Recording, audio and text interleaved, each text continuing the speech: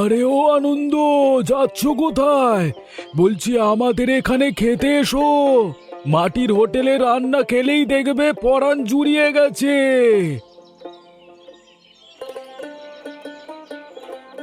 হ্যাঁ গো গোপাল দাদা, আমাদের এখানেই তো আসছিলাম, মানে তোমাদের এখানেই আসছিলাম। তোমাদের এখানে রান্নার মতো অন্য কোথাও রান্নার স্বাদ আমি পাই না। ঢং দেখলে আর বাঁচি না। এই অস্বাস্থ্যকর হোটেলে কারা যে খেতে আসে। কি হচ্ছে কি বিক্রম? দেখতে পাচ্ছিস না দোকানে খদ্দের এসেছে? খদ্দেরের সামনে এসব কি ধরনের কথা হচ্ছে? হ্যাঁ, আমার আর কি দোষ?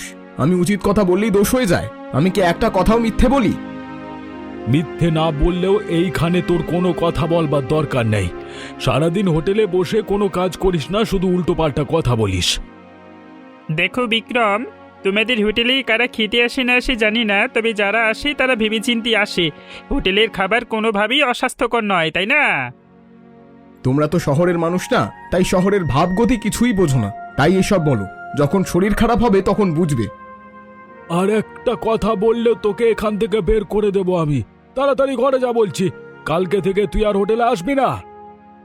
বইয়েই গেছে আমার হোটেলে আসতে। আমি তো চাই যেন আমাকে আর না আসতে হয়।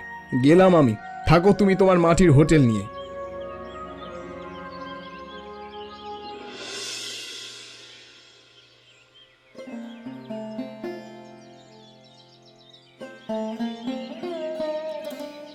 কিরে, তোকে এমন দেখাচ্ছে কেন? আজকে কি বেশি কষ্ট করেছিস নাকি?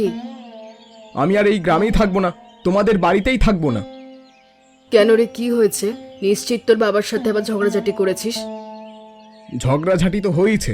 ঝগড়াঝাটি তো প্রত্যেক দিনের ব্যাপার স্যাপার। তুমি জানো না তোমার স্বামী কেমন? আমি জানি তোর বাবা কেমন, আর এটাও জানি তুই কেমন। নিশ্চয়ই তুই কোনো উল্টোপাল্টা কিছু করেছিস। উল্টোপাল্টা কিছু করলেই বাকি। আমি শুধু বলেছি এই হোটেল চালানোর দরকার নেই। তুমি বলো মা, এই মাটির হোটেলের রান্না এখন আর মানায়? সেই ছোটবেলা থেকে তোকে বড় করেছি এই মাটির হোটেলে রান্না বান্না করে, আর তুই এখন বড় হয়ে এসব কথা বলছিস? বলবো না তো কি করবো মা? শহরের মানুষ কত বড় বড় হোটেল বানায় তুমি জানো? আমি তোমাদেরকে বলছি চলো শহরে। চুপ কর তুই, এবার একটু বেশি বেশি হয়ে যাচ্ছে। আমরা তোকে বলেছি আমরা শহরে যাব না, কোনোভাবেই না। কিন্তু কেন মা? শহরে গেলে কি এমন হবে? শহরে গেলে আমরা ভালো খেতে পারবো, ভালো জায়গায় থাকতে পারবো, বেশি টাকা উপার্জন করতে পারবো। এই হোটেল হলো আমাদের অহংকার। সারা গ্রামের লোকজন আমাদের হোটেলের রান্নার কত প্রশংসা করে। করলে করুক। তোমরা যদি যেতে চাও তাহলে যাবে, না যেতে চাইলে যাওয়ার দরকার নেই। আমি একাই যাব। তুই এখানে এভাবে দাঁড়িয়ে আছিস যে? আরে ব্যাগপত্র নিয়ে কোথায় যাচ্ছিস? আমি শহরে যাচ্ছি বাবা। তোমাদেরকে শেষবারের মতো আমি বলতে এসেছি, তোমরাও আমার সাথে চলো। তোমাদেরকে এখানে একা রেখে যেতে আমার ভালো লাগছে না। তুই শহরে যাচ্ছিস, কিন্তু কার কাছে জিজ্ঞেস করে যাচ্ছিস? আমাদের অনুমতি নিয়েছিস? মাসের পর মাস শহরের কথা বলতে বলতে আমি ক্লান্ত হয়ে গেছি। আর কত অনুমতি চাইবো? আমার আর অনুমতি নেওয়ার প্রয়োজন নেই। কিন্তু তুই আমাদেরকে ছেড়ে এভাবে চলে যাবি? তোকে ছাড়া আমার আর তোর মায়ের কি আছে বলতো? আমি তো সেটাই বলছি, তোমরা আমার সাথে চলো। আমরা শহরে গিয়ে ভাগ্য বদলাবো। সব জায়গায় ভাগ্য বদলানো যায় না। আমরা যেমন আছি তেমনই অনেক ভালো আছি। একটু বোঝার চেষ্টা কর। অনেক বুঝেছি বাবা, আর এটা বুঝে বের করেছি এই মাটির হোটেল আমার সাথে যাচ্ছে না।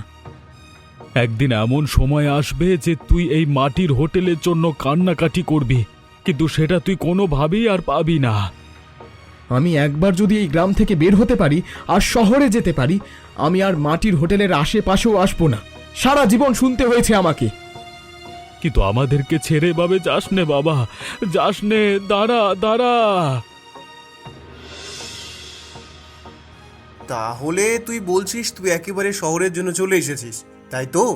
তোকে সেই কবে থেকে আসতে বলেছিলাম। কি করব বলো? বাবা মায়ের জন্যই তো দেরি হয়ে গেল। বাবা মা কোনোভাবেই আসতে চাইছে না।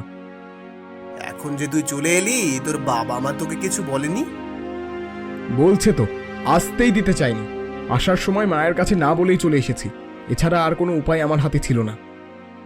যাই হোক, একবার যখন চলে এসেছিস, এবার আর তোর কোনো চিন্তা নেই। এবার টাকা উপার্জন করে বাড়িতেও পাঠাতে পারবি। কিন্তু এইভাবে তোর কাছে চলে এসেছি, তোর আবার সমস্যা হবে না তো? আমার আবার কি সমস্যা হবে? তুই আমার বন্ধু মানুষ।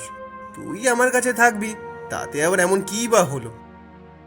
তাহলে ভাই আমি তো শহরের কিছু চিনি না, আমিও হোটেল খুলতে চাই, তুই সমস্ত কিছুর ব্যবস্থা করে দে না। সেই ব্যবস্থা তো আমি করেই দেব, কিন্তু তাতে তো অনেক টাকা পয়সার দরকার।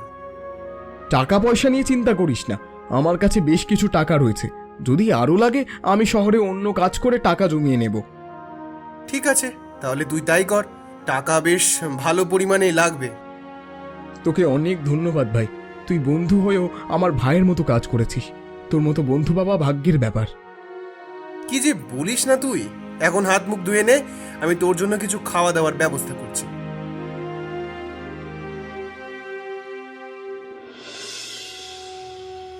ওগো, ছেলেটা আমার এইভাবে চলে গেল, আমাকে একবারও বলার প্রয়োজন মনে করলো না। আমি কি ওর এতটাই পর?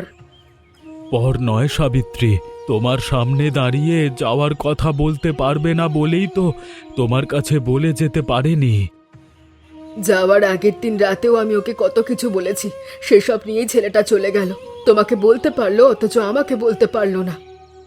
কি আর করবে, তোমার ছেলের শহরে যাওয়ার শখ হয়েছে, তাকে কি আর এভাবে ঘরে বেঁধে আটকে রাখতে পারি আমরা?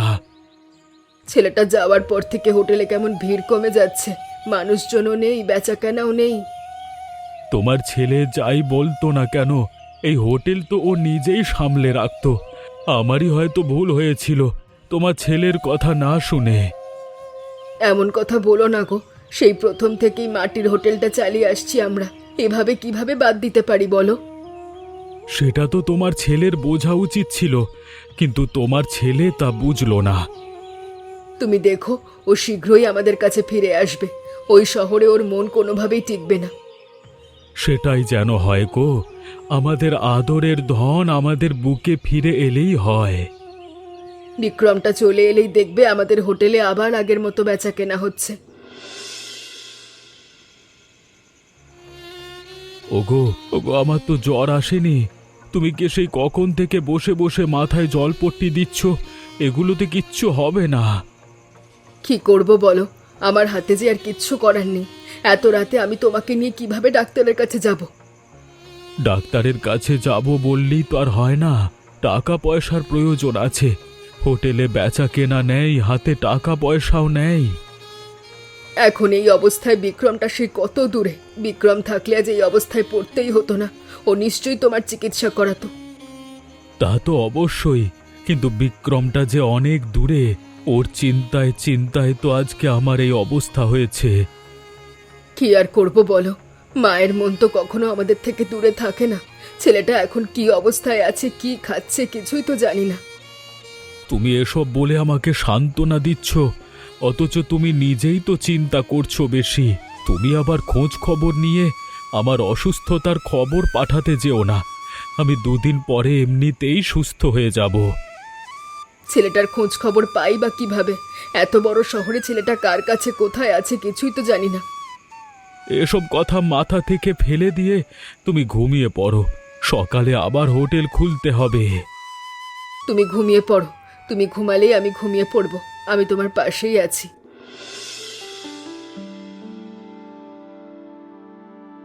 বিক্রম, তোর বাবা নাকি খুবই অসুস্থ।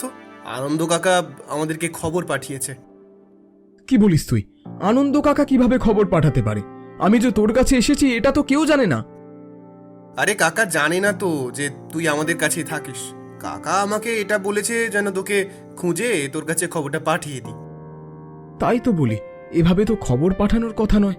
কিন্তু বাবার কি হয়েছে? হঠাৎ করে বাবা অসুস্থ হলো কিভাবে? বললো তো কি এক অসুখ হয়েছে তোর বাবার, তোর চিন্তায় চিন্তায় আরো অসুস্থ হয়ে পড়েছে। তাহলে চিকিৎসা করাচ্ছে না কেন? মা তো বাড়িতেই আছে, চিকিৎসা করালে তো বাবা সেরে উঠবে। চিকিৎসার মতো পয়সা তোর বাবার হাতে নেই। তুই আসার পর থেকে হোটেলটা তেমন আর চলছে না, বেচা কেনা হচ্ছে না বলে হাতে পয়সাও থাকছে না। তাহলে ভাই আমাকে বাড়ি যেতে হবে, আমি আর এখানে থাকতে পারবো না। যদি বাবা সুস্থ হয় তাহলেই ফিরে আসতে পারবো। কিন্তু এদিকে যে তোর হোটেল খোলার সমস্ত কিছু ঠিকঠাক হয়ে গেছে। ওই মাটির হোটেলের থেকে এই হোটেলটা আমার কাছে প্রয়োজনীয় বেশি ছিল, কিন্তু এই হোটেলের থেকে আমার বাবার জীবন আমার কাছে বেশি গুরুত্বপূর্ণ। ঠিক আছে ভাই, তাহলে তুই যা, যদি সম্ভব হয় তাহলে তুই ফিরে আসিস। বাবা, ও বাবা, কোথায় তুমি? কি হয়েছে তোমার? তুমি অসুস্থ হলে কিভাবে? বিক্রম, বিক্রম, তুই এসেছিস। আমি জানতাম বাবা তুই নিশ্চয়ই ফিরে আসবি। তুই আমাকে ছেড়ে এভাবে দূরে থাকতে পারবি না। কি হয়েছে বাবা? তুমি তুমি এভাবে অসুস্থ হয়ে এভাবে বিছানায় পড়ে আছো কেন? তুমি ডাক্তার দেখাচ্ছ না কেন? ডাক্তার কিভাবে দেখাবো রে? আমাদের হাতে যে টাকা পয়সা নেই। তুই চলে গেলি আর আমাদের উপার্জনও কমে গেল। কিন্তু হোটেলটা তো তুমি চালাতে বাবা। আমি চলে যাওয়ার পর তোমাদের এমন কি হলো যে হোটেলটা চালানো বন্ধ হয়ে গেল? জানি না রে বাবা, কিচ্ছু জানি না। এখন তো তোর মা একাই হোটেলটা চালাচ্ছে। মা কোথায়? মা এখনো বাড়িতে ফিরলো না কেন? মা তোমাকে এই অবস্থায় রেখে হোটেল চালাতে গেছে? হোটেল না চালালে 2 পয়সা উপার্জন হবে না। ঘরে খাবারও খেতে পারবো না। না খেয়ে দুজনকে মরতে হবে। আমার ভুল হয়েছে বাবা। আমি আর শহরে যাব না। তোমাদেরকে দেখে আমি এখন থেকে এখানেই থাকবো, তোমাদের সেবা করব। আমরা জানতাম তুই আবার ফিরে আসবি আমাদের কাছে। তোকে ছাড়া আমাদের চলে নাকি? আর আমাদের ছাড়াও তো তোর চলে না। হ্যাঁ বাবা, আমি আর শহরে যাব না। এবার থেকে এখানেই থাকবো। তোমার হোটেলটা আমি চালাবো, যতই কষ্ট হোক না কেন। তোর কথা শুনে আমি খুব খুশি হয়েছি, কিন্তু তুই এসেছিস এটাই অনেক। তুই শুধু আমাদের কাছেই থাক। বিক্রম, তুই এসেছিস। তোর তেমন কাজবাজ করতে হবে না রে। তুই শুধু বসে থাক, দেখ খদ্দেরের কি লাগবে না লাগবে।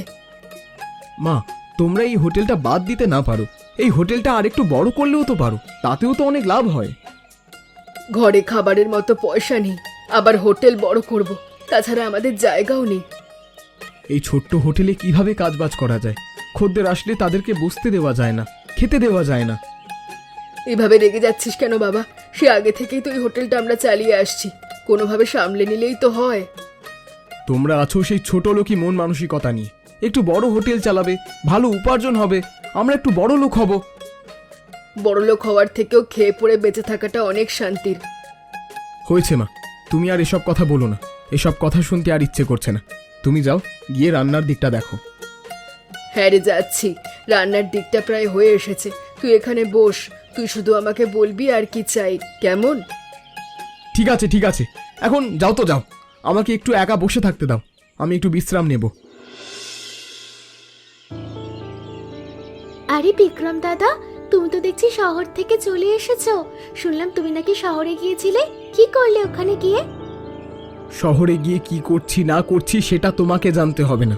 তোমার বলো কি চাই, কি করতে এসেছো এখানে? আরে বাবা, এত রেগে যাচ্ছ কেন? আমি তো এখানে খেতে এসেছি। তুমি আমাকে ভাত মাছ দাও তো। ঠিক আছে, তুমি বসো, আমি দিচ্ছি।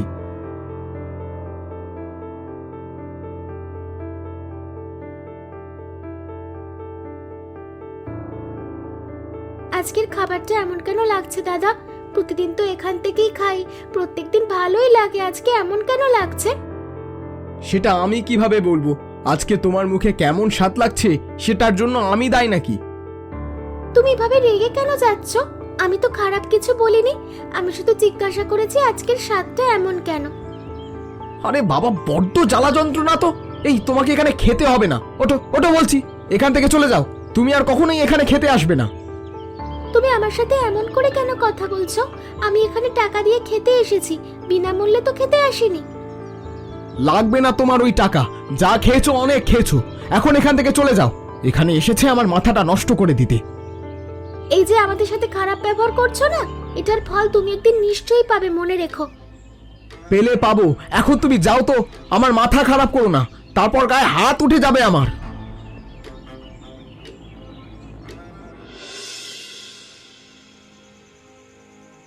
কি রে বিক্রম, তোর কি হয়েছে? তোর চোখ মুখ এমন দেখাচ্ছে কেন বাবা? হোটেল চালাতে তো তোর বেশি কষ্ট হচ্ছে নাকি? বাবা, ঠিক কষ্ট নয়, এখন তো রান্না বান্না আমি নিজেই করি। আমি শহরের স্টাইলেই রান্না শুরু করেছিলাম। হ্যাঁ, তো কি হয়েছে? তোকে কি কেউ কিছু বলেছে নাকি? তোর হোটেলটা চালাতে ইচ্ছে করছে না, আমাকে বল। তেমন কিছু নয় বাবা। আসলে আমি যাই রান্না করি না কেন, যত ভালোভাবেই রান্না করি না কেন, তোমার মতো কোনোভাবেই হচ্ছে না। আরে আমার মতো হবেই বা কিভাবে? তুই তো শহরের মতো রান্না বান্না করছিস, আর আমরা তো গ্রামের মানুষ, গ্রামের মতো রান্না বান্না করতাম। কিন্তু বাবা, আমি তো ভালো রান্না করতেই চাই। শহরের মতো রান্না করতে হবে এমনটা তো নয়। আমার রান্না খেয়ে মানুষজন খুশি হচ্ছে না। এমনটা তো নয় যে তুই গ্রামের রান্না বান্না জানিস না। এতদিন গ্রামের রান্না করে দেখ, দেখ মানুষজন খুশি হয় কি না। কিন্তু বাবা, এখন এমন পর্যায়ে চলে এসেছি, গ্রামের মানুষজন আমাদের এখানে আসতেই চায় না। কি করব বলো তো? আরে এটা নিয়ে চিন্তা করবার কিচ্ছু নেই। মানুষের রান্না বান্না মাঝে মধ্যে খারাপ হবে, আবার মাঝে মধ্যে ভালো হবে, এটা স্বাভাবিক ব্যাপার। কিন্তু আমি হোটেলটা চালাতে চাই বাবা। গ্রামের মানুষজন ভাবছে আমি রান্না বান্না পারি না, কিন্তু আমি তো পারি। আমি হোটেল চালিয়ে দেখিয়ে দিতে চাই। তাহলে একটা কাজ কর, তুই গ্রামে রান্না বান্না শুরু কর, দেখ চলে কি না। তারপরেও যদি তোর মনে হয় তুই শহরে রান্না করবি তো করবি। ঠিক আছে বাবা, আমি তাই করব। বাহ বিক্রম, আজকে এত পদ রান্না হয়েছে। মাছ, মাংস, ডাল, শাকসবজি, এত কিছু কি রান্না করেছে? গোপাল চলে এসেছে নাকি? না গো কাকা, বাবা তো অসুস্থ এখনো। এই সব কিছু আমি নিজেই রান্না করছি নিজের হাতে। তুমি খেয়ে বলো তো কেমন হয়েছে। তুই রান্না করেছিস? গ্রামের সবাই তো বলা বলি করছে তুই নাকি শহরের মতো রান্না বান্না করিস। সেটা আগে করতাম, কিন্তু এখন ভাবলাম বাবার মতোই রান্না বান্না করে দেখি। তুমি একটু খেয়ে দেখো না বাবার মতো হয়েছে কিনা। তুই যখন এত ভালোবেসে রান্না করেছিস, অবশ্যই তোর বাবার মতো হবে। তার আমি খেয়ে দেখছি।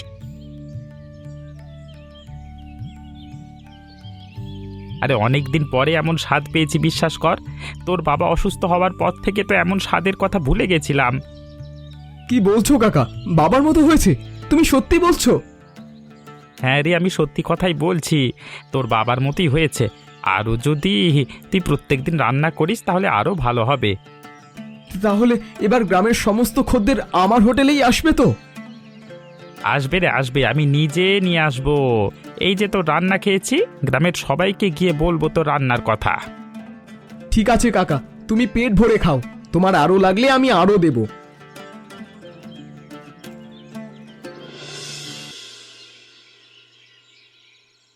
কি গো গিন্নি, হোটেলের সামনে এত ভিড় কিসের?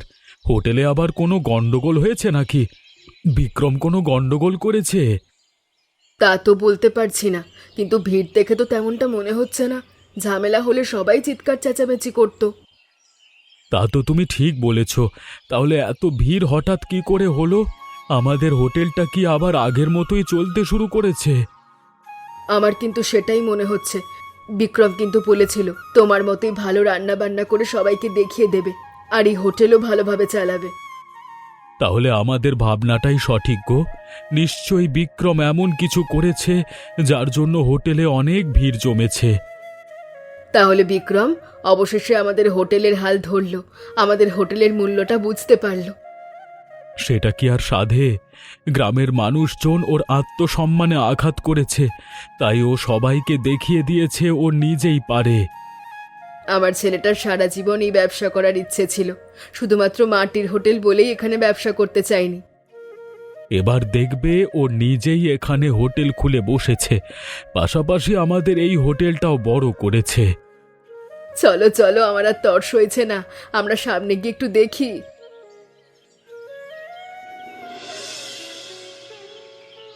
দেখো বাবা, আমাদের হোটেলে কত ভিড় হয়েছে, কত মানুষ লাইন ধরে দাঁড়িয়ে আছে আমাদের হোটেলে খাবে বলে। হ্যাঁ রে বাবা, আমি দেখেছি। এত ভিড় আমি থাকতেও তো হয়নি। বাবা, আমি হোটেলে তোমার রান্নার পাশাপাশি শহরের রান্নাও কিছুটা রেখেছি, যার কারণে এতটা ভিড় হচ্ছে। অনেক ভালো করেছিস রে। আজকে আমরা অনেক খুশি হয়েছি তোর এই পরিবর্তন দেখে। আমি আর শহরে যাব না। তোমাদের থেকে দূরে থেকে আমি কোনোভাবেই সফল হতে পারবো না। আমি এখানেই থাকবো। তুই তো সফল হয়েছিস, দেখতে পাচ্ছিস না? গ্রামের মানুষেরা তোর কত প্রশংসা করছে। দেখছি বাবা, দেখছি, কিন্তু সবকিছুই তোমার জন্য। তোমার এই মাটির হোটেল আমি আরো বড় করব, পাশাপাশি আরো হোটেল বসাবো। আমি জানতাম তুই একদিন পারবি। তোর প্রতি সেই বিশ্বাস আমার ছিল। আমরা সবাই তোর পাশে আছি রে।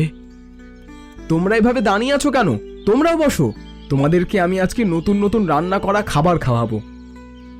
ঠিক আছে, ঠিক আছে, তোকে এত ব্যস্ত হতে হবে না। তুই আগে তোর খদ্দের সামলা, তারপর আমাদের কাছে আসিস। না বাবা, সবার খাওয়া চলছে, তোমাদেরকেও এখন খেতে হবে।